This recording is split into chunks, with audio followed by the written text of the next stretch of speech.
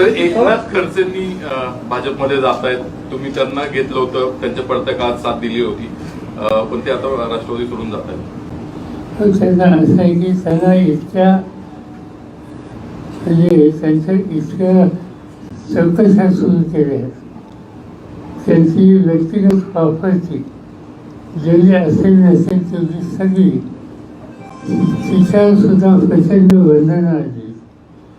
त्यांना दैनंदिन कुटुंब चालवण्याच्यासाठी ज्या आवश्यकता असतात त्याची पूर्तता ही सुद्धा करता येत नाही. इतकी चोखाची भूमिका सत्ताधाऱ्यांनी त्यांच्याबद्दलची घेतलेली आहे आणि त्यामुळे ते हातवर झालेले असते. त्यांनी त्याचा माझ्याशी केली असं ते वर्षाचे खरं आहे.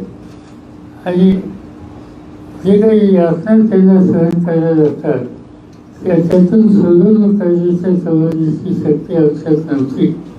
त्यामुळे आम्ही सांगितलं तेव्हा जिथून तुम्हाला जीवन मिळेल तिथं तुम्ही गेलं तर आम्ही काही गैरसमज करून घेणार नाही. हे कंपल्शन आहे. त्याच्यावरची भूमिका काय आहे हे तुम्हाला आणि त्यांना माहिती आहे. त्यामुळे तुम्ही या निष्कर्षाची आला असाल तर आम्ही तुम्हाला देऊ देणार नाही.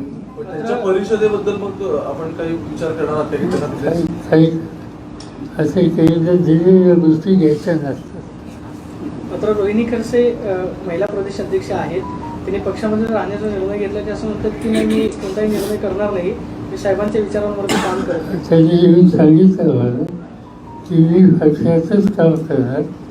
मला ही जी काही भूमिका आमची सरकारी घेतात वडीलधारी घेत आहेत त्याच्यावर काही भाष्य करायचं नाही, पण मी माझी भूमिका सोडणार.